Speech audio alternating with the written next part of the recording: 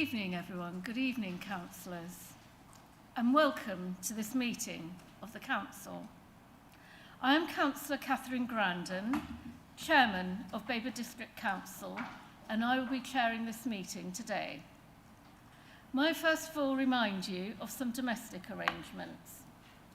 Toilets are situated outside the meeting room, opposite the stairs. Cold water is also available in the breakout area outside the meeting room. If the fire alarm should sound, please leave the meeting room by following the fire exit signs and meet on the Ipswich Town Football Club training pitch. Do not re-enter the building until you are told it is safe to do so. Please switch off all mobile phones or turn them to silence. I would like to remind everyone present that this meeting will be broadcast live to the internet and will be capable of repeated viewing. The whole of the meeting will be filmed, except where there are confidential or exempt items. If you make a representation to the meeting, you will be deemed by the council to have consented to being filmed. By entering this meeting, you're also consenting to being filmed by the council and to the possible use of those images and sound recordings for webcasting and/or training purposes. The council, members of the public and the press may record, film, photograph or broadcast this meeting when the public and the press are not lawfully excluded. I'll now move to the agenda. Apologies for absence. Thank you, Chair. I have received apologies for absence from Councillors Ayres, Hardacre, Holt, Newman, Norman and Creswell.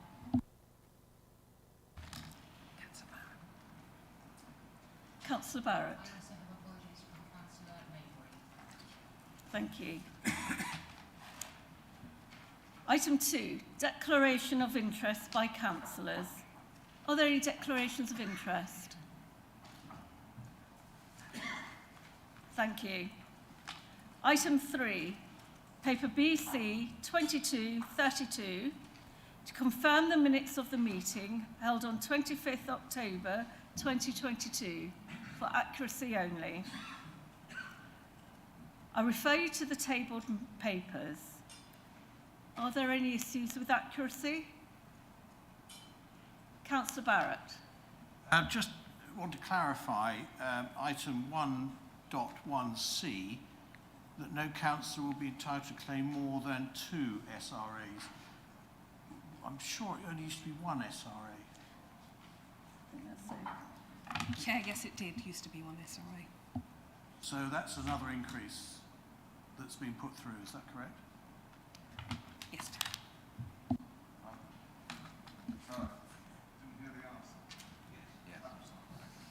But the minutes are correct in that respect. I just wanted to make sure, because obviously it's jumped by 50%. Thank you. Are there any other questions about accuracy?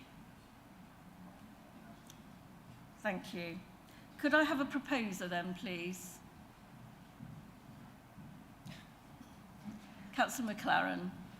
Could I have a seconder, please? Councillor Hinton. Thank you. All those in favour, we'll have a show of hands, please. That's carried. Thank you, that's carried. Item 4, paper BC 2233, announcements from the chairman and leader. I refer you to paper BC 2233 for noting. And I just wanted to re-mention that on the 28th of January, I'm having a chairman's dinner in aid of my charity, the Blossom Appeal, at the Royal Hospital School. Invitations will be coming out shortly, but I hope that you might just want to put it in your diary so you're ready. It would be lovely to see you there. Thank you. And now I'd like to move on to Councillor Ward to make his announcements as leader. Councillor Ward. Thank you, Madam Chairman.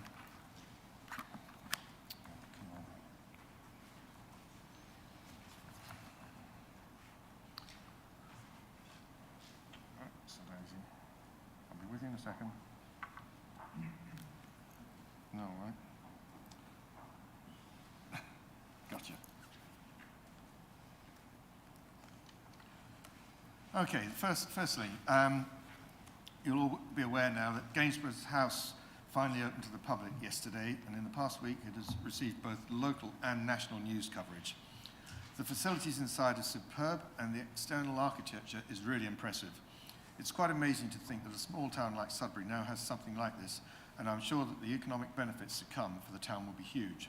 It is the largest art gallery and museum in the county, and all who have been involved with this project should be immensely proud of what they have achieved. It couldn't, of course, have happened without the vision and drive of the director, Mark Bills. The death of 2-year-old Awar Bishak after exposure to mould in his family's flat in Rochdale was a tragedy, and I'm sure all members will join me in expressing our sympathies to his family. This sad case has rightly put the standard of social housing in spotlight. In the last week, Housing Secretary Michael Gove has written to all housing providers in England, including Babergh and Mid-Suffolk councils, calling for an urgent assessment of homes to provide reassurance over standards. But we didn't have to wait for government to act with this letter. We've already initiated work to address this. Members will be aware that we initiated a full diagnostic review of building services earlier in the year. This picked up the need to increase our input into resolving issues around mould and damp. We have acted on these recommendations. This year, for example, we have trained more people to deliver damp and mould treatment and employed a damp specialist surveyor. We are in the process of recruiting another surveyor to increase capacity. The well-being of our tenants has always been a priority. Following this case, I can promise members that we will redouble our efforts to ensure that the quality of all our homes so that such a tragedy can never happen again. I have spoken to our new housing director, Deborah Fenton, who has updated me on the actions already taken this year to resolve any damp and mould issues and further measures planned. We are also progressing well with our stock condition survey and are developing and costing a retrofit programme. The Housing Directorate will also be developing a performance framework to be presented to cabinets and the tenant board every quarter, helping both members and tenants to hold us to account. This work is just a part of what we're doing to ensure our homes are fit for the future. And be rest assured, Councillor Osborne is working hard with the Director of Housing to ensure this, having contacted her as soon as the DLUC letter was received. Last week, the Chancellor announced that Suffolk had secured a devolution deal and that we would get an elected mayor. There will be additional powers and, crucially, funding in areas such as skills, transport and housing. The County Council, supported by the other members of SPSL, has worked hard to put together a proposal that the government has now agreed to, and this is really exciting for the county. There has been some confusion about the use of the term mayor and the relationship between this position and the County Council administration. I have already confirmed that there will be no change to the current leader cabinet governance there, apart from the leader being directly elected. And this is dependent on the completion of the Levelling Up and Regeneration Bill with its additional provisions for alternative names to mayor. I don't have any more information yet, but we can expect further announcements in the next few weeks. We will be publishing the Babergh end-of-term report next week on the 28th of November.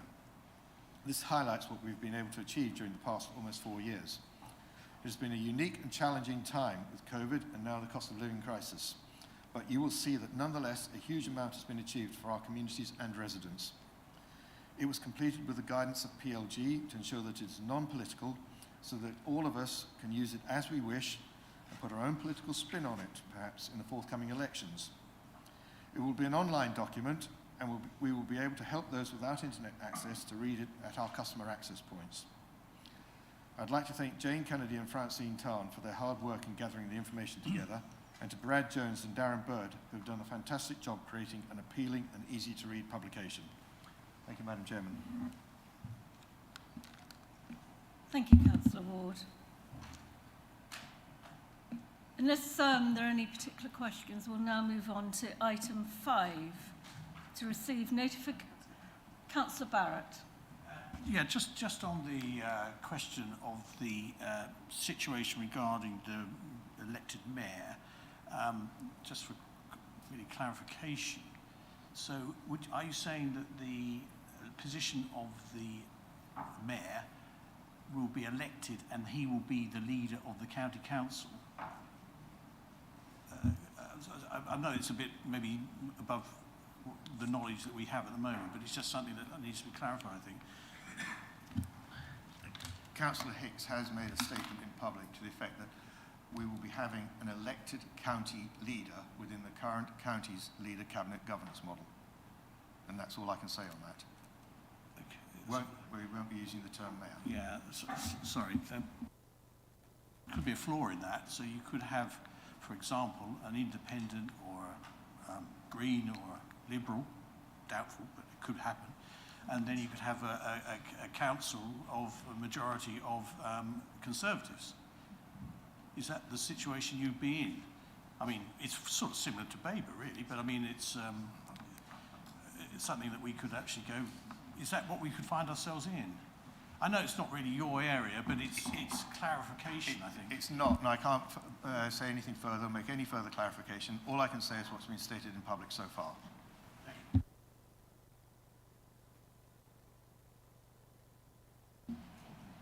Thank you, Councillor Barrett. That's all that's known at the moment.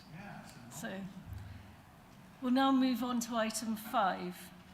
To receive notification of petitions in accordance with council procedure rules. Thank you, Chair. None received. Thank you. Item 6. Questions by the public in accordance with council procedure rules. I refer you to the question in the tabled papers. The question has been redirected to Councillor Busby, Cabinet Member for Finance. I would like to invite Mr. Riley to ask his question. Mr. Riley, would you like to step forward, please?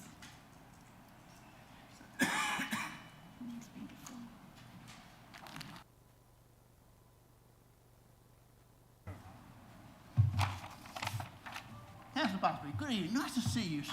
It is. And you're looking so prosperous. Councillor Busby, here we are. So the audit of the 2020 and 2021 accounts has been considerably delayed. All by the way, I've got a supplementary. So was this due to problems with the auditor's resource allocation or other issues with the account that delayed it? I don't know, what's holding up the financial, what was holding up the finalisation of the accounts? Please. Thanks, Brian, for your question. The delay's been caused by resourcing within the actual auditors. It's a common problem. Over 90% of the councils across the country are late with their return. As far as your second part, which is concerning any issues, there are no issues that we've been made aware of by the auditors with our accounts. Thank you, Councillor Busby. Mr. Riley, would you like to ask a supplementary question? It has to be relevant to the first. Madam Chairman, I always ask relevant questions.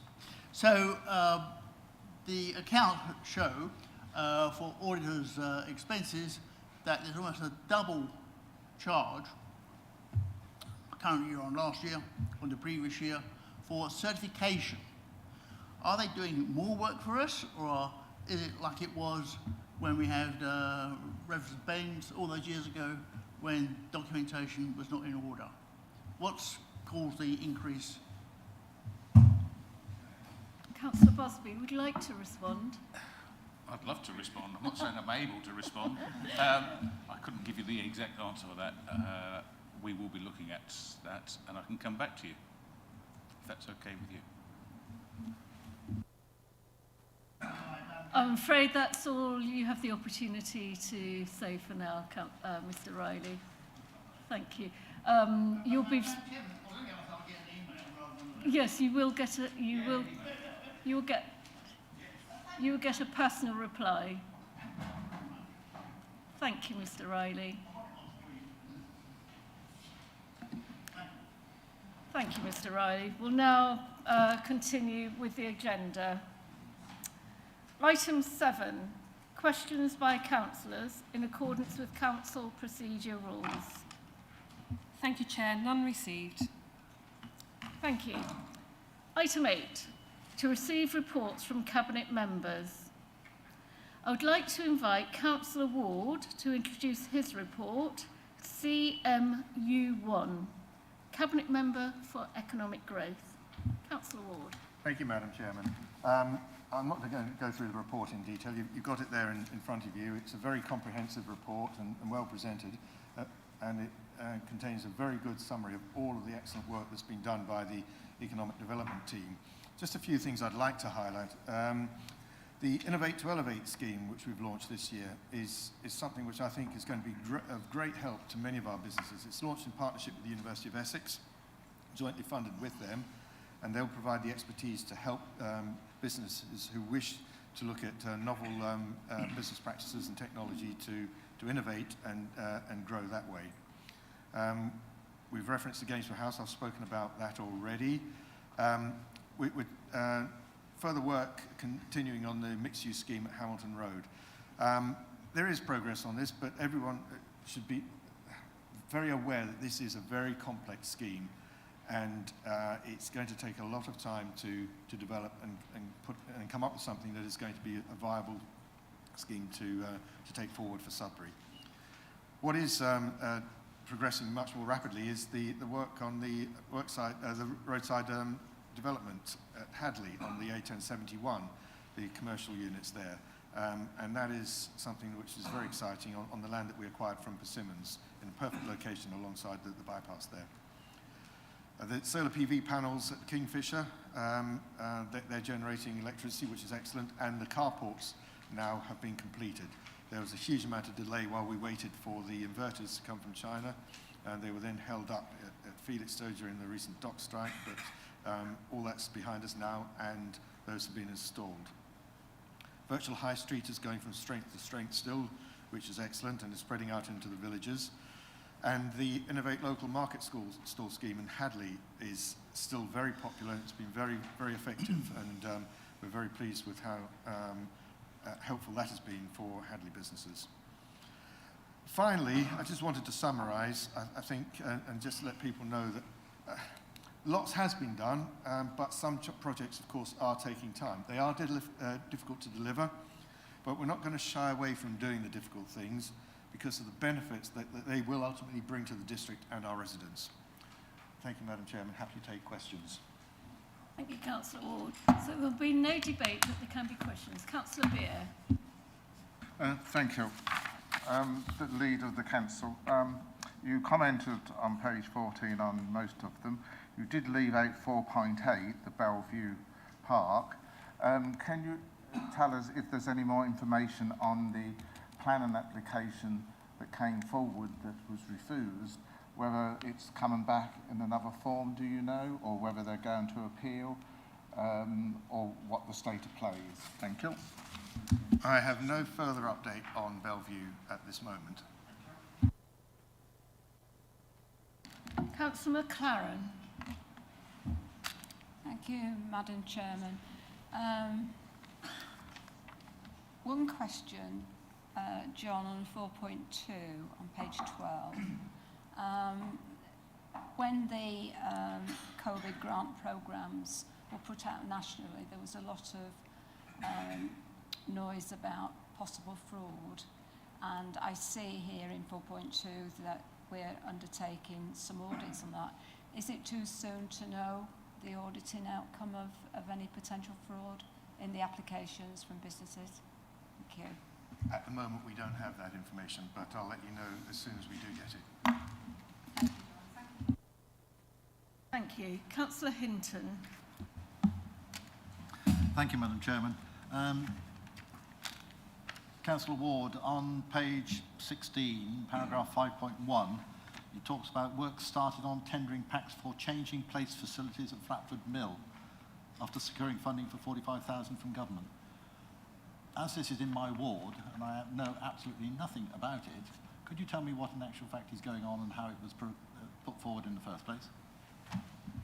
I'm sorry, Councillor Hinton, that you weren't informed about this, and that is an omission, and I can only apologise for that. We won a total of £90,000 grant funding for 2 changing places facilities, one at Flatford Mill and one in Bellevue Park in Sudbury, and we're progressing with the facility in Flatford Mill.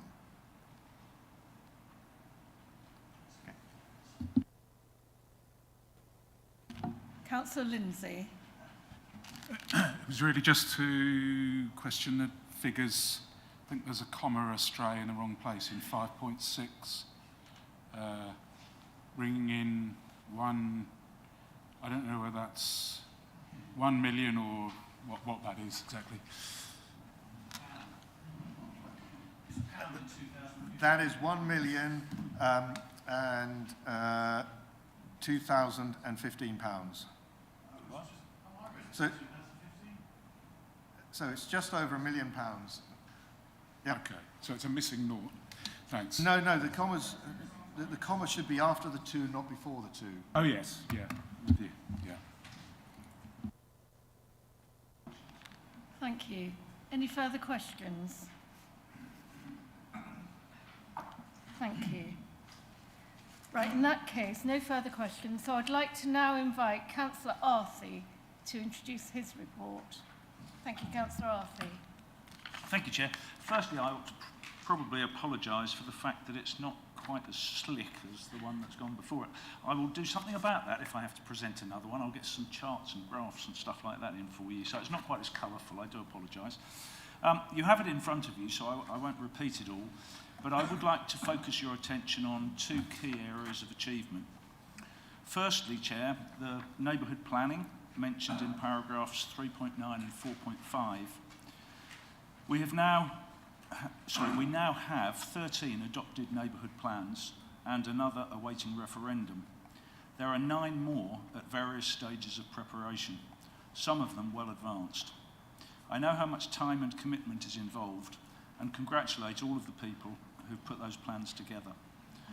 The parishes with adopted plans have the most up-to-date planning policies at our disposal, and their value has been proved in planning decision-making and tested at appeal.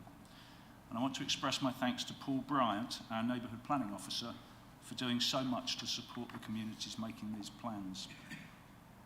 Secondly, I want to bring your attention to Community Infrastructure Levy, mentioned at paragraphs 3.1, 3.2 and 4.2.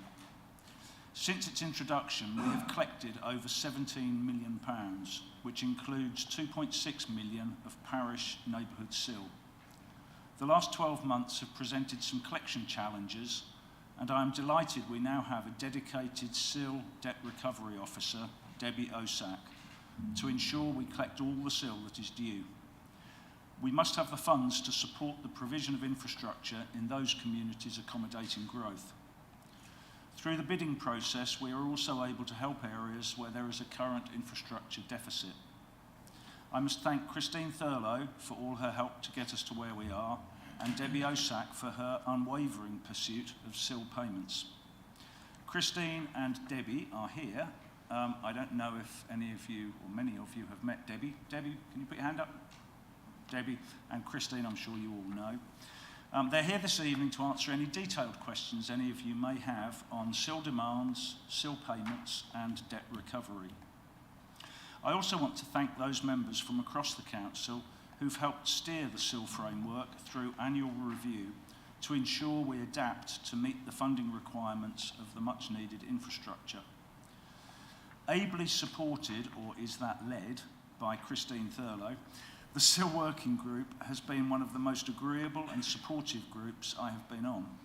Thank you to the current members, that's Mary McLaren, Lee Jameson and Peter Beer, and to all of those previous members that have helped establish such a sound base for our framework. Thank you, Chairman. Thank you, Councillor Arthey. Is that a question? Yes. Thank you, Councillor Barrett. Yeah, my question is, no, I'll leave the question to the last. But I'll make some observations before I get to the question. Yes, it's not a matter for debate, but I'm not debating. Yes, please go ahead. So we have a local plan. I noticed that Councillor Arthur didn't actually say much about the local plan, because if I was him, I'd be very embarrassed about my position on the local plan. It's late, it's been rewritten, it's failed to address many areas that we require in this district. It's not delivering houses at the level that we need to deliver. And again, I hear that we are now calling for sites again, having done this twice since 2017. Again, resource heavy, what is going on with the local plan? Why are we calling for sites when that work was done and it was developed and put into documents and it went out to the communities as well? Is that your question? And yet we still find ourselves behind the curve. Councillor Arthur. And so my question is, when are we going to see a local plan that is delivered, that is relevant to the district of Babergh? Not mid-Suffolk, because obviously we've got a joint local plan. And I think Babergh residents deserve to know what they're getting. I'm not interested in mid-Suffolk, I'm interested in Babergh. And at the moment, I think Babergh is well behind the curve. And I think we need some serious answers, because we're not getting them. Councillor Arthur, would you like to answer that? Firstly, it's a shame that Councillor Barrett wasn't here. I think it was the last council meeting when I actually spoke a bit about the situation with regard to the joint local plan, when we were looking at the local delivery scheme, I think. So I'm afraid you weren't here to listen to that, were you? Because you decided that you'd rather not attend. So we did have a little bit of a discussion on that. I think there are a couple of things to say. Firstly, I'm as disappointed as Councillor Barrett is that we're this far down the road without having got to the final modifications for what's going to become Part 1. I said at the last meeting that I feel as though I was charged with a job back in 2019, and I haven't been able to deliver what I was hoping to be able to deliver for John Ward, our leader. I will say, though, that we did deliver the submission document by December 2020, which was our intention. That was submitted in early 2021, and from that date onwards, we have been in the hands of the inspectors. So the decision to move to a Part 1 and a Part 2 of the plan was something that was agreed with the inspectors. We are now getting to the final part of modifications through the examination process for Part 1. His question is, when will we, I think he means finally adopt, I think he used the word delivery. The intention is that with a fair wind and the agreement of the inspectors, if we can keep to a timetable, we are hoping to deliver Part 1 next year, and Part 2 of the plan hopefully will follow the following year. And that, I think, is the answer to your question. Thank you, Councillor Arthur. Councillor Barrett. Thank you, Councillor Arthur. There wasn't much that you said last time, apart from turning around feeling a bit nervous that there was no one on this side of the chamber, for obvious reasons. What I would say is, I think it's pretty poor.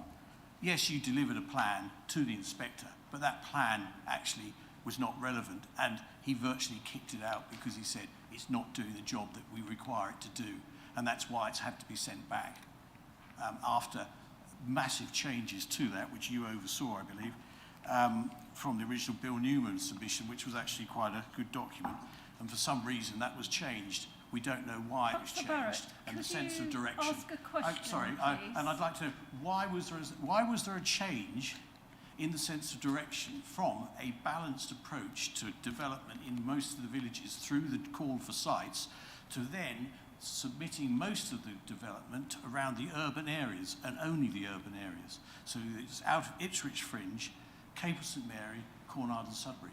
Who initiated that change, Councillor Arthur? I think that it was the outcome of the preferred options paper. You're going back now to 2017, I think. I would remind you that when the submission document came to Council in 2020, a majority of Council supported it. Council.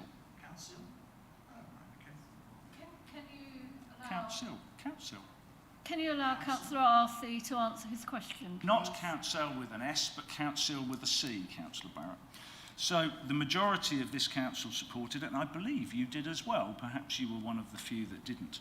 And that was our submission document. It was based on all of the evidence that we'd gathered. It was based on the response to all of the consultations that we'd done through the 2 rounds in the previous 4 years.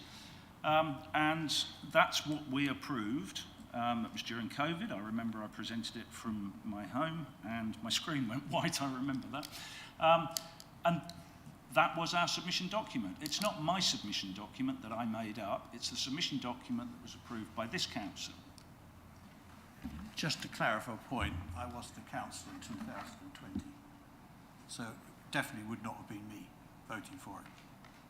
Because if I had have been there, I would have held you accountable. I'm sorry about that. I've forgotten that Councillor Barrett had 2 years when he wasn't on the council. Thank you. Right, if there are no further questions, Councillor Parker. Yep, thank you very much, Chair. I'd just like to endorse the words of Councillor Arthey with regards to the success story that has been SIL in particular, and it's delivered enormous benefits to many of our communities. I know, not least in my own parish of Newton, we had a substantial grant of SIL money, which has transformed the leisure and play equipment over at Newton. It's a beacon for others to follow. But I am just a little bit concerned with regards to paragraph 3.3 that talks about the SIL debt recovery, with more than £245,000 of outstanding SIL debt recovered, which is laudable and well done. But what is the total amount of debt that is outstanding? And if I may as well, a question for Councillor Arthey. Is there any sense at all, it's a shame that our planning officers aren't here, but is there any sense at all that where developers renege on what is a known contribution at outset, is there any sense that there can be some sort of almost like a penalty or prohibition for those developers coming forward that want to make further developments, having reneged on their initial obligations? Thank you. Chairman, I'll start with an answer, but I want to introduce Debbie Osak to probably give a more full response. The figures that I have are up to the end of September, where there was about, I think, £500,000 of outstanding debt that Debbie was dealing with to try and get that paid.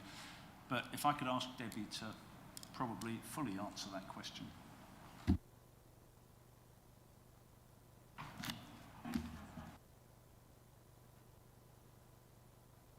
A daily basis, because obviously more demand notices are issued, payments become due. At the moment, the figure is not much above 500,000 outstanding. We have had some significant successes in the fact that we issued a liability order reminder notice to a company to take them to court, and they actually paid before their court due date, and that was just a recent one, not one from last year. So for the debt recovery side, certainly we are not backwards in coming forwards, and we'll try everything at our means to recover that sum of money. Our last resort is always to go to court. We don't want to get there, we want them to pay before that, but we have got cases going to court, and we will continue down that process to secure the liability orders, a court order for them to pay. Thank you. Any more questions? If not, we'll move on with the...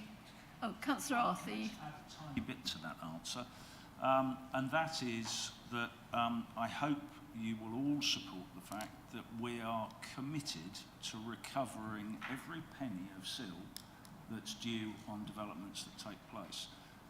So there are small amounts and there are some large amounts, but Debbie uses her best endeavours to recover every single penny.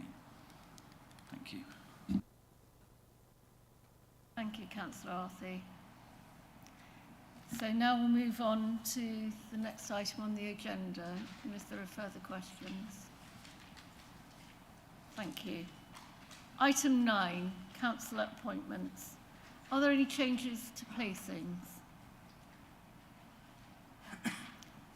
Thank you. Item 10, motions on notice. Item 10A, to consider the motion on notice received from Councillor Lindsay. Councillor Lindsay, would you like to move your motion? Sure, yeah. Thank you, Chair. So I think I probably don't need to spend much time explaining the problem we have, but perhaps I should. Perhaps it's right that I should a bit. Back in July, Chris Whitty, the National Public Health Officer, produced a statement, the Chief Medical Officer, Chris Whitty, along with Ofwat and the Environment Agency, which highlighted the issue. And he made the point that, I'll quote his words, use of our rivers for recreation and exercise is something to celebrate and encourage. Children have always played in waterways and always will, irrespective of what notices are put up next to them. People of all ages use freshwater waterways, such as rivers, for recreation, including swimming and various forms of boating. During lockdown, many people took to swimming in rivers and have continued since. Our rivers, seas and waterways should therefore be free from sewage to reduce risk to the public.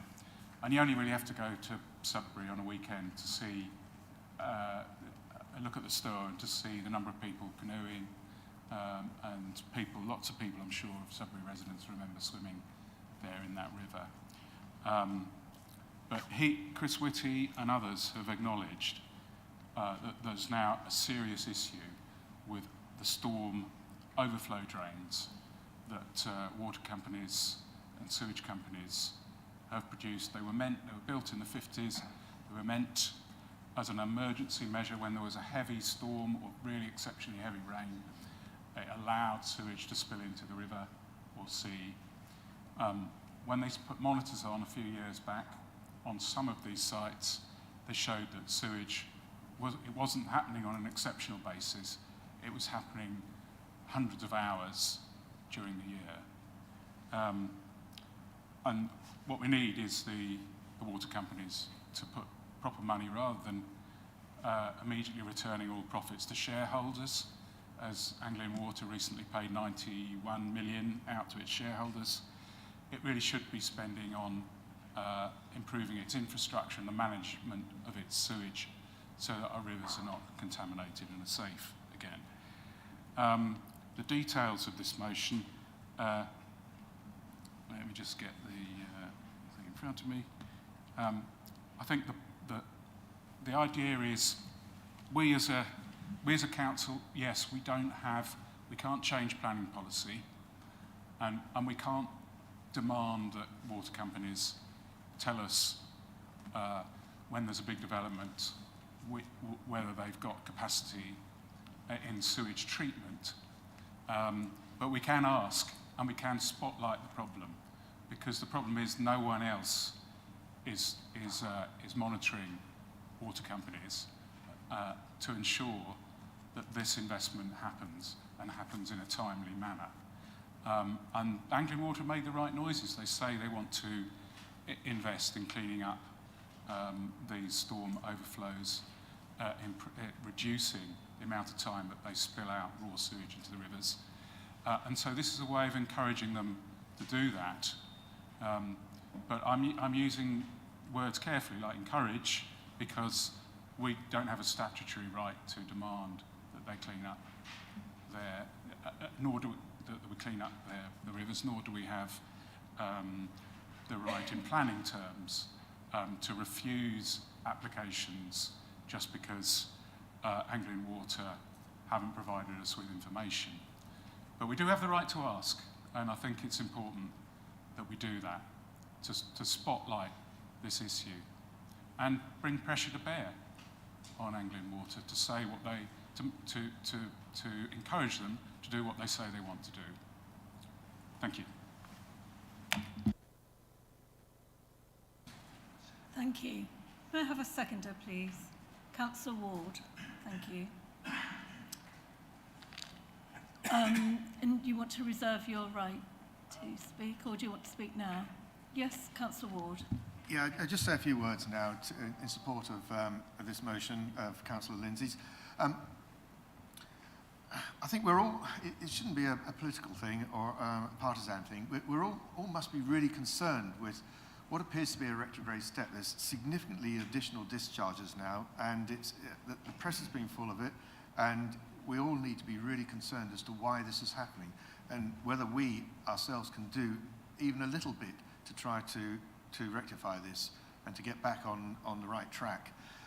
Councillor Lindsay made reference to how much the Stour is used in Sudbury, but it's all along the river, and particularly since COVID and the initial ban or reduction in overseas travel back in 2020, we've seen a huge step change in the use of the river in the summertime. All along, whether it's Bures, Nayland, or in my patch on the Stratford-St Mary Dedham border, there are vast numbers of people now. And you see the river is full of children, teenagers and adults all swimming there. And they have a right to swim in clean water, not in polluted water. They have a right not to have their health compromised by swimming in the river. Councillor Lindsay's right. We don't have many teeth in this, but what we can do is to encourage. And if by passing this motion and enacting the points that it references, if we can encourage Anglian Water to step up and step up their game and do as much as possible to try to rectify the situation and reduce these discharges, because there's no excuse for it happening now. This is the third decade of the 21st century. Thank you, Madam Chairman. Thank you, Councillor Ward. We will now move to debate. Councillors will only be allowed to speak once for 3 minutes, and this will be timed. Would anyone like to open the debate? Councillor McCraw. Thank you, Madam Chair. I've taken a lot of interest in this motion and its development, and I give my thanks to Councillor Lindsay for launching the subject and to Councillor Ward for seconding it, because it is an apolitical matter and it should be. One of the bodies to which I'm appointed by this council is the Joint Overview and Scrutiny Flood Management Committee, or Joint Scrutiny Flood Management Subcommittee, reporting to Suffolk County Council. Some of what's in this is contained within the motion. Some of what we do on that subcommittee as a representative from each of the constituent Suffolk councils. We receive reports from Environment Agency and Anglian Water, and in the process we're very aware of the limitations that Councillor Lindsay's referred to in terms of what's allowed statutorily. But we have this ridiculous situation where Anglian Water are, at the same time as they are releasing sewage or untreated sewage or semi-treated sewage, because that shouldn't be overlooked, they've also got extraction licenses to take water out of the rivers to supply their own very services. I would ask that when we consider this, that we also consider that the local flood management authority at Suffolk County Council does have some degree of input into our planning reports. And I think we can quite reasonably ask, as well as asking Anglian Water and perhaps the Environment Agency, and as well as scrutinising, we can also ask our local flood authority to provide the information that they have available. We have a silo, 2 separate silos here. So when this motion was launched, I wondered, well, we are sort of doing that, but it's not obviously being appreciated across the board. That would also give strength to other local authorities to adopt similar motions to bring this to public attention. I was supporting this, obviously. Thank you, Councillor McCraw. Councillor Beer. Thank you, Madam Chairman. Councillor Lindsay, I support basically all what you're requesting here. I wanted to put a question to him, but as we're in debate, I'll have to wangle it around like that. Item 4, or paragraph 4, requests that planning officers from now onwards include in all reports relating to major development, blah, blah, blah. We as planners understand major developments, and I'm assuming you're talking that it would be 15 dwellings or more as a major development, but the public out there, you know, if it's 2 or 3, it could be a major development to them. I understand that, and I'm sure you do, but I think we need to clarify that point to make it quite clear. Otherwise, we're going to have members of the public, people who want to come forward and support or object to a planning application, and they'll be saying, well, you know, major development, 2 dwellings being built next door to me is major, it affects my blah, blah, blah. So can you answer that question, please, if that's all right? Thank you, Madam Chairman. Thank you. Councillor Lindsay, would you like to clarify this point? Well, I'm happy. I don't know if it's. I mean, if it's going to be a problem, I'm happy to say major development brackets, you know, more than 15, close brackets. But I'm not sure it's vital because I think the people who need to enact this, the planning officers, will know what it means, and it can be explained to our residents. So. Do you want to keep it as it is, or add an amendment? To keep Peter happy, I'll add it as a. If you just put in brackets. 15 or more. Yeah, 15 or more. Is that possible? Councillor Ward, is that amendment something that you'd be happy to accept?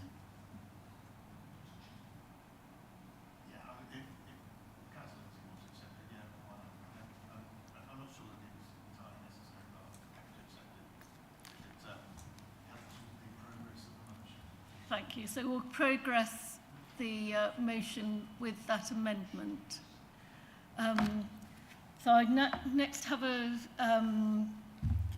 comment from Councillor Hurren next. Councillor Hurren, thank you. Chairman, thank you. Good evening. Yes, of course, we all should support this. It's absolutely awful. We're not the worst affected. In some of the sewers in London, traces of polio and typhoid have been found. If it passes through us enough times and is untreated, we are in trouble. But I'm just asking, or thrown into the mix, are we saying the right things to the right people? Because we do have a controller of water, a regulator in Ofwat. And while we can't complain with much effect to Anglian Water, because obviously they have different priorities to what we do, seem like, there is a body that's meant to regulate the water and how it's treated in Ofwat, and if enough complaints go in, I would have thought they're duty-bound to do something about it. So while I fully support this motion, and not so sure about 15, if there's a problem in one house, then that's as important as 15. Why fix a ceiling? It should be any house or any leakage. If it's already full and causing a problem, well then one house is one more too many, isn't it? So I wouldn't be in favour of the 15, but I'm just wondering if we're approaching this from the right angle when there does seem a regulatory body already. They may be a quango a bit toothless, but it would seem to me the first place to start. And quite honestly, would welcome comments from the floor on that. Thank you, Chairman. Thank you, Councillor Hurren. Councillor Davis.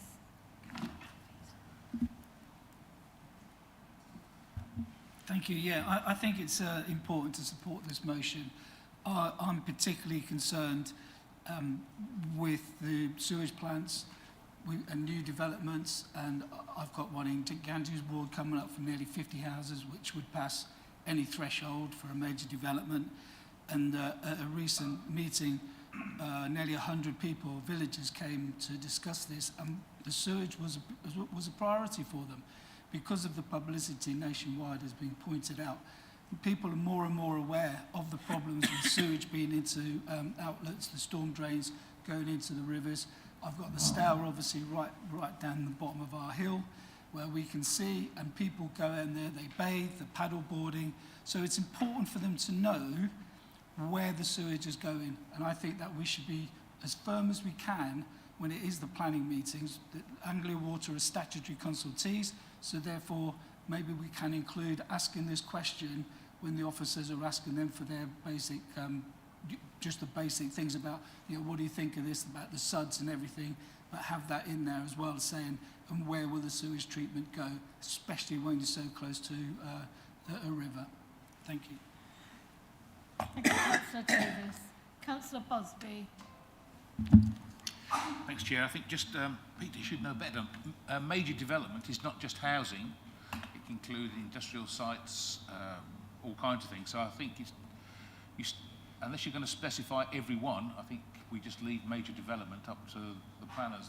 They know what's a major development because they decide whether it needs to come to the planning committee or not.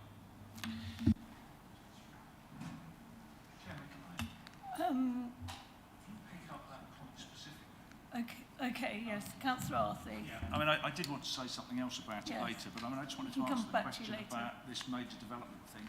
There is a definition of major development in our JLP. It's picked out from the NPPF. It addresses employment sites as well. I think from memory it's 10 houses or more and more than half an acre for residential. And I think for employment sites it's 1,000 square metres or more than an acre, a hectare rather, I think. So what I'm saying is this ought to be consistent with the definition that we've already got, that the government has given us for major development. Yes? Yeah. So and it's not 15, it's 10. So in that case, we have an amendment to the amendment. Can I withdraw the amendment I made earlier and leave it as it is? Councillor Ward, you're happy with that? I'm happy with the revised. I'm happy with the revised Could you amendment. stand, please? Sorry. Yeah, I'm happy with the revised amendment, and that we should follow the major development definition as set out in the NPPF, and I can supply the precise wording to the corporate manager, which I will do straight away. Thank you, Councillor Ward. So in that case, we'll continue with the debate. Councillor Hinton. Thank you, Madam Chairman. Yes, I would also like to endorse this motion. I met some people in Manningtree not so long ago who were part of the Stour Wild Water Swimmers, and they said that they're not swimming in the Stour because it's too polluted. So there's a bit of a problem. And to take the example that's been given by other members, there's 244 houses proposed in my village. Anglian Water have said there's no problem. There's no problem with the pipes. But what happens when it gets to the sewage farm, which is only about 500 yards from the river? So that's where the pollution is coming from, at the lower part of the Stour. So it is important that we have something to do with this. Apparently it's going to be a bit toothless, this motion, because it's beyond our sort of scope to lay down the law as far as this is concerned. But if it helps to influence the government to tell Ofwat to reduce its targets for water authorities even more, because at the moment it only reduces them a little bit at a time, and hopes that will keep people quiet without the water authorities jumping up and down too much, then if it gets them to reduce it even further, then that's what should happen, because it's up to the water authorities to stop this abuse of a system that was put in to prevent problems of water backing up sewers when there was times of extreme rainfall. They're now using it just as a normal position to effectively dodge putting it through their sewage farms and reduce their costs. Thank you, Councillor Hinton. Councillor Arthur, you had said before that you wanted to actually speak, whereas before you were answering a particular question. Do you still want to speak on this motion? Yeah, just to pick up a couple of things. To do with what Councillor Hinton has mentioned, I don't think that this is aimed at the ordinary operation of sewage treatment plants. I think I'm right, and I'm looking at Councillor Lindsay here, this is in times when there are storms and the drains are full of stormwater and sewage is having to be discharged. Basically, a valve is opened to discharge sewage direct into watercourses. Is that right? Just say yes or no. It's half right. Half right, okay. You're both right. It's what Councillor Hinton is point is that it's no longer Rise, Councillor Right. Could you stand, Okay. Councillor Lindsay? Shall I carry on? Yeah. Yeah, okay. Right. The other point was the point that I think Councillor Hurren made, and it's similar, where he said that, you know, it affects a single or two dwellings. Why do we say major development 10 or more? I don't think that this type of provision is likely to be in place for a small development of 2, 3, 4, 5 houses, because I don't think there's likely to be the issue on that small general drainage issues, that's stormwater drainage and sewage, which is likely to lead to the problem. And lastly, I mean, whilst I will be supporting this, several members probably know that I have expressed my uncertainty over what we will actually be able to achieve. And I think Councillor Ward mentioned it, that we don't really have teeth to enforce anything with regard to whether it be changes to the design of developments or whether it be changes to the existing situation that's in place. So I think it would be unreasonable if any of us expected, if the general public expected us to get some serious significant change as a result of this. But it's better than doing nothing, I think, is probably your argument, and that I support. Thank you. Thank you, Councillor Lindsay. Councillor Marvisi. I agree with the motion, and I will be supporting it. But what I would like to point out is that we live in a very beautiful part of England, and part of our economy is based on tourism. And no tourist wants to go swimming in a river that has floating sewage going past it. I've experienced floating sewage abroad, and it is not very pleasant to see it bobbing its way towards you. Some of our rivers and estuaries and coastal areas are rated as good, but a few are also bad. But most are below standard, and that is totally inadequate for where we live. But it's also inadequate for a country that is supposed to be civilized and did away with sewage being thrown out the window many, many moons ago. But the issue has a knock-on effect, because if a child ingests sewage, there are all sorts of parasites contained in there, whether that's human sewage or animal sewage. And it can lead to illness, disease, and at worst, death. But it's not just one entity. It's a group of people. And in my opinion, they're playing rugby with a ball, which is called who's responsible for the sewage. I agree with Councillor Hurren that I think we have to have a multifaceted approach. And I think we should have the teeth to lobby our MPs and, if necessary, use the media to fight our cause.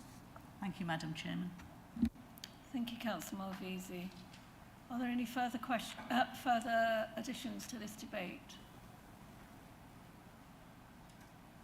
Thank you.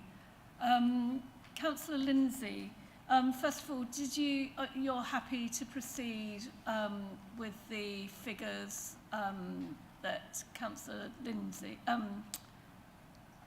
Councillor Ward put forward? Yeah, well, I thought I was withdrawing my amendment, so it's the original motion stands. Yeah, so we're back to the original. Yeah. Lovely. Original wording which just says major. Lovely. And then we don't have to worry Thank about you. the changing definitions that the government have, because currently it is 15. For current planning applications, it is 15.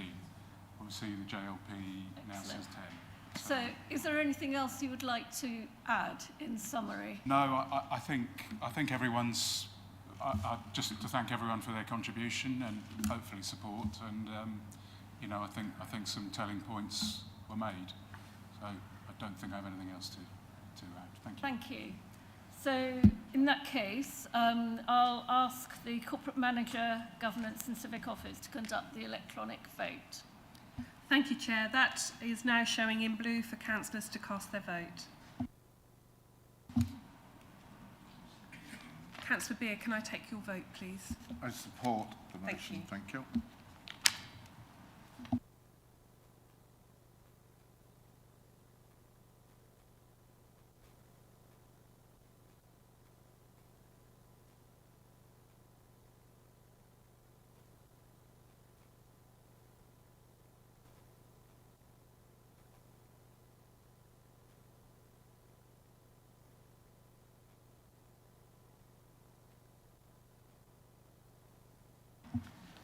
Councillor Adrian Osborne, are you having technical difficulties? Can I take your vote? Thank you.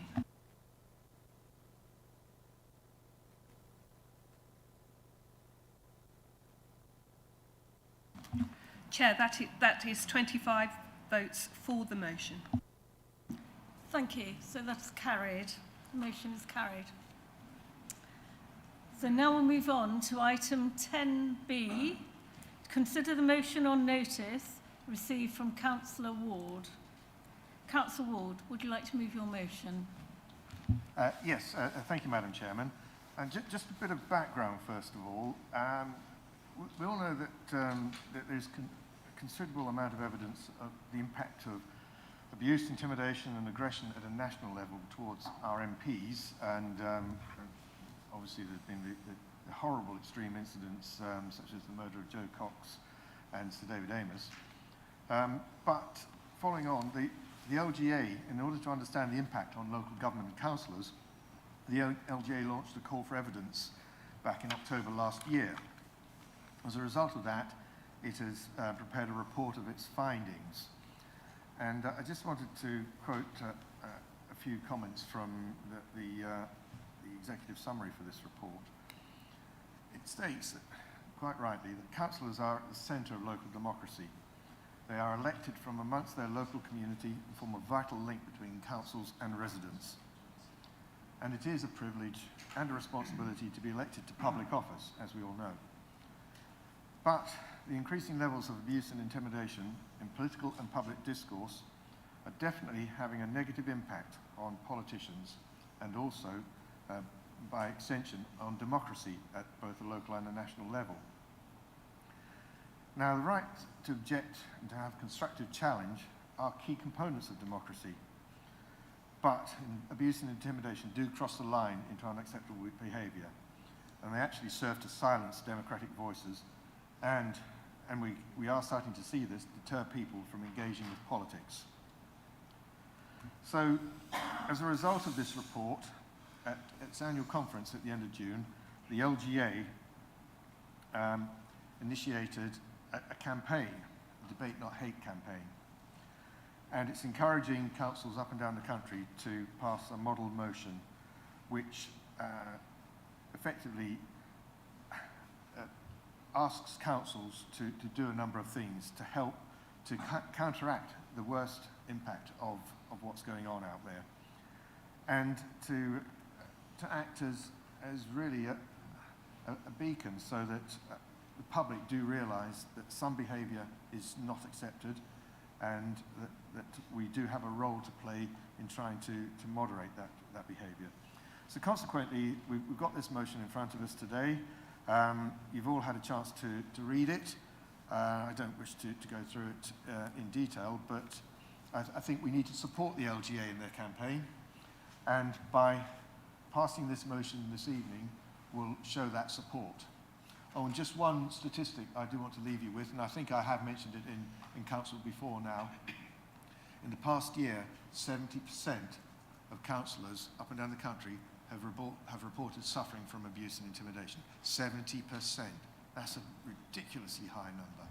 Well, something's got to be done to stop this. Thank you, Madam Chairman. Thank you, Councillor Ward. May I have a seconder, please? Councillor Carpendale.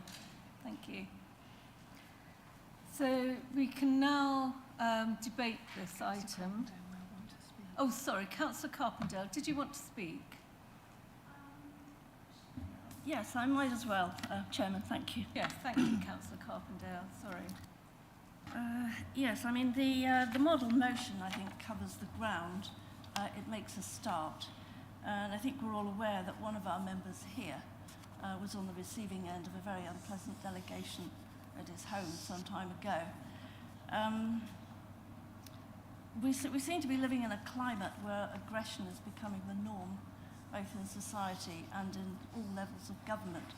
And whilst argument and disagreement are fine, that's what politics are about, the kind of behaviour we're seeing is really just not acceptable. I'm thankful that I'm not one of the 70% so far that Councillor Ward has referred to, but it's really getting quite ridiculous that people should be on the receiving end of so much bad behaviour. I think by and large, we councillors are local people. We look after our local patch. We protect, we defend, we promote our local areas. But we also do have to take decisions sometimes of a strategic nature that cross the district. And unfortunately, that's not going to please everybody every time. So you can be almost certain that somebody's going to want to come after you if you make a decision that they don't like. Having said that, it doesn't mean that's an excuse for intimidation and bad behaviour. And I'm pleased that Councillor Ward has brought this to the Council, and I'm certainly very happy to second the motion. Thank you. Thank you, Councillor Carpendale. I'll now open this up to debate.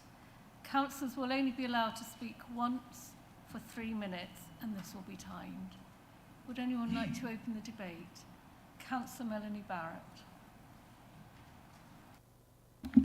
Thank you. I do have a question. Are we not going to take any questions? Because there is the final bullet point is take a zero tolerance approach to abuse. And I wondered if Councillor Ward would be able to tell us what that was. But I can wait until I finish speaking. I think I'll allow a question on this to clarify it, if you're able to, Councillor Ward. Yeah, it is just that. We will not tolerate any kind of abuse of any councillor or officer, and immediately it happens, we will do whatever we can, if at all possible, to not prevent, because obviously the abuse would have taken place, but to do something to ensure that it doesn't happen again. It's very difficult to know what precisely what actions can be taken. It depends on the nature of the abuse. Sometimes it's something that perhaps the monitoring officer can deal with. Sometimes it's going to have to involve the police. And I've had to involve the police on 2 occasions, successfully, thankfully. But it is not a question of 3 strikes and you're out. It's a question of 1 strike and you're out. We will not allow us, you to get away with it just the once. If anyone does do something that transgresses or crosses the line, then we need to act upon it immediately, whether it's the council acting upon it or whether it's us as individuals making sure we do it ourselves. Councillor Barrett, did you want to continue? Yes, I do. Thank you very much. Yes, well, I can confirm Councillor Ward spoke earlier, and he spoke about the negative impact that hate and abuse can have, and that struck a chord, I think, with a lot of us. We have the Councillor Code of Conduct, we have the Nolan Principles, and now we've got this to add to the arsenal. I believe there's also the online safety bill. It hasn't had a final reading yet. So it's looking at these issues in the population, but we still have this problem. Thankfully, the vast majority of people are respectful and tolerant when coming into contact face to face, I think. I think the problem is often when it's online, where comments can be seen and replicated to a wide audience. You can't tell where your comments are going to end up. You can't control it once it's out there. Just that quick click of a mouse and the hateful comment reduces and debases politics to the gutter. I am mindful of recent events when I speak about this, because it has affected us on this side of the chamber enormously. So I hope you all agree that it's incumbent on all councillors here to personally take responsibility for social media use. That we are community leaders. I think the greatest way to bring about change in the community is by example and by censure by your own peer group. So I hope you agree that that is something we all need to be very aware of. Thank you. Did anyone else want to join the debate? Oh, Councillor Beer. Thank you, Madam Chairman. Well, debate, not hate. It's a pity we didn't have this before us a couple of meetings ago, and we may not have had the problems we had a couple of meetings ago when we weren't allowed to debate an issue, and there was certainly hatred felt on this side of the chamber. And we think you were badly advised at the time to guillotine the meeting and to allow certain councillors to say things about another councillor who was in the room and wasn't allowed to defend herself. I think that's very important. And hate is how we interpreted it on this side of the chamber from what happened then. And I take note of what Councillor Carpenter was saying, 70%. I think I'm most likely in that now. I believe after that council meeting, a couple of meetings ago, I've been named in the paper and called names and what have you. All right, I dare say you could all say after all these years, most likely I shouldn't be called some names, but I don't like it more than any of you. And I wouldn't be doing any of that name calling. So I think that the people behind these should realise that there is still this feeling of hate that we have that has come out, because after all, we asked you to support us on a particular issue, and the majority of you chose to support the person who we felt was behind this. And it wasn't right in our opinion. So debate, not hate, yes, that's what should be happening. I just hope you can bring it to bear on those people within your group who are continuing to do this. Thank you. Councillor Dawson. Yes, I'm delighted to see this motion come up. But would I just like, if I may ask Councillor, our leader, if he could absolutely confirm there's going to be a zero tolerance from you and all the colleagues here on your colleagues that are retweeting hate messages and just trashing, councillors. And it's all very well for us all to stand here and say, we'll all vote this through. But what do we do when we've got a vice chairman just doing all this stuff under a journalist? I think this is not the time for But where is the time? I'm asking the question very this. politely. Will there be zero tolerance on retweeting hate mail? And if that's a yes, that matters now part of the debate. Closed. It's, Councillor Ward.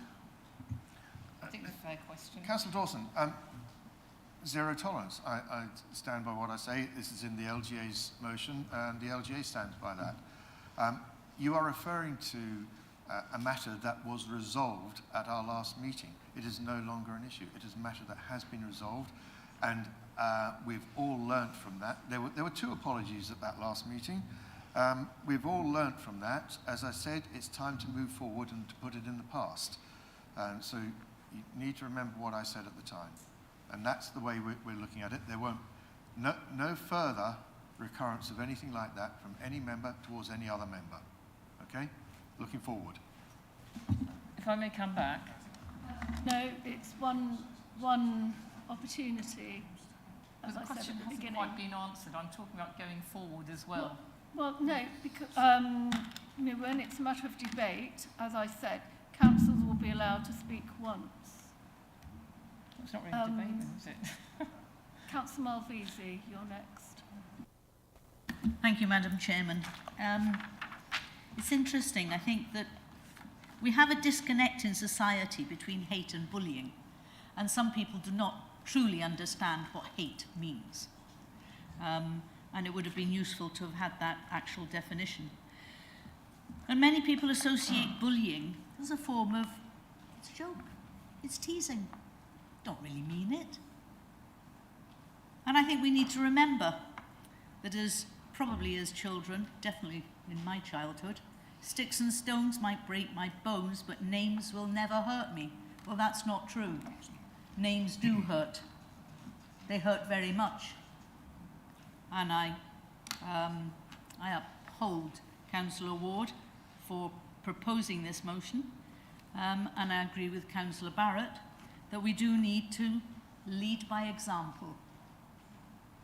When I first came to Suffolk, I joined the parish council, and I was very heavily bullied, and it's not pleasant, but I'm a tough old rope. Thank you. Thank you, Councillor Malvisi. Councillor Fraser.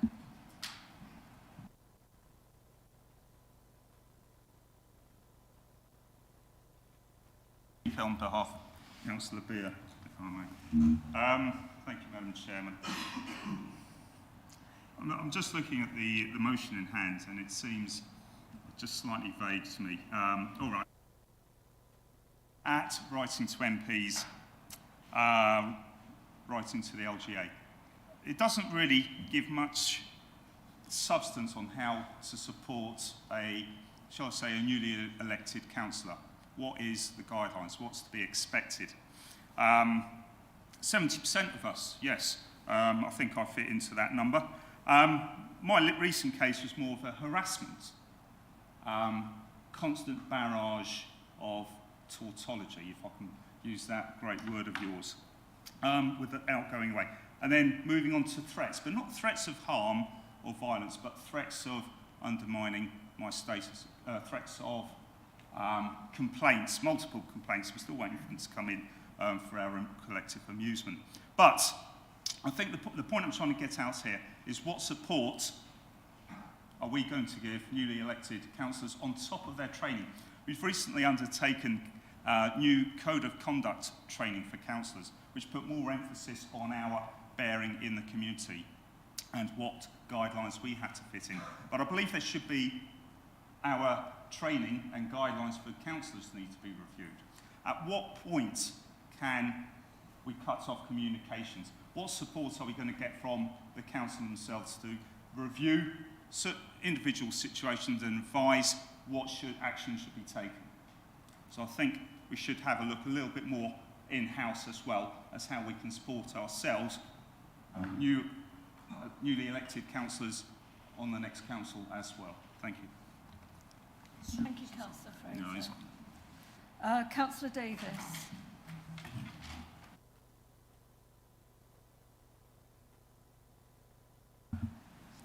Thank you. As the comment was clearly directed at the error of judgment that I made some time ago when I shared a Facebook post, it was wrong. I apologised, which I was asked to do by the monitoring officer, and I've done that. And it's the wrong thing to do. I totally support this motion. I've never taken part in a convoy attacking the leader's house. I've never made a rude gesture in this chamber to the leader. I've never done an awful lot of the things that other councillors have done. I've suffered abuse myself. Like Councillor Ward, I've had to call the police. They've acted very promptly and dealt with the situations very efficiently. So I think there's also a case of balance, yes, zero tolerance on issues, but we need to make sure that we're doing it for the right reasons, and we shouldn't be hiding behind other people doing the hate message as well. We shouldn't support those people by acquiescing to their needs and demands as well. So yes, totally support, debate, not hate. Thank you, Councillor Davis. Is there anyone? Councillor Barrett, Simon Barrett. Listening to Councillor Davis makes me feel the whole pointless exercise that we're about to go into. But there you go. We have to put up with this hypocrisy all over the place. Are there any more people who wish to speak in this debate? If not, then Councillor Ward, I think there were some points that Councillor Fraser, you might like to answer Councillor Fraser's points. Yes, I was going to do that. Thanks for the opportunity, Madam Chairman. Councillor Fraser, I totally agree. We do need to make sure that we revise all of the support we give, particularly to newly elected councillors, and we will make sure we provide additional support and whatever we can do for those councillors that are going to get elected next May. It's an opportune moment to review all of that and to make sure that we've got everything updated in time for that. And that really brings me on to the only other thing I wanted to say. It's really important that councils up and down the land do take a stand on this. The last thing we want to do is to dissuade people from standing for election. It's already difficult enough to get people to stand, but if this deters more people from standing, then democracy will suffer. And if our democratic systems fail from the ground up, then we're going to be in a very difficult position going forward. Thank you, Madam Chairman. Thank you, Councillor Ward. So now I think we'll move on to the vote. I'll ask the Corporate Manager, Governance and Civic Office to conduct the electronic vote. Thank you. Thank you, Chair. That is now showing in blue for members to cast their vote. Thank you. Councillor Beer, can I take your vote, please? For the motion. Thank you.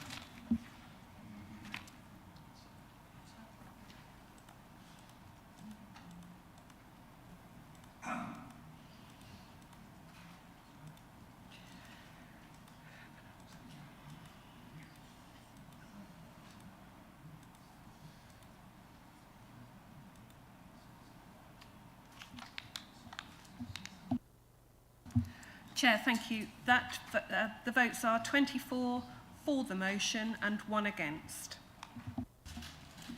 Thank you. So that motion is carried. So now we're drawing to the close of the meeting. So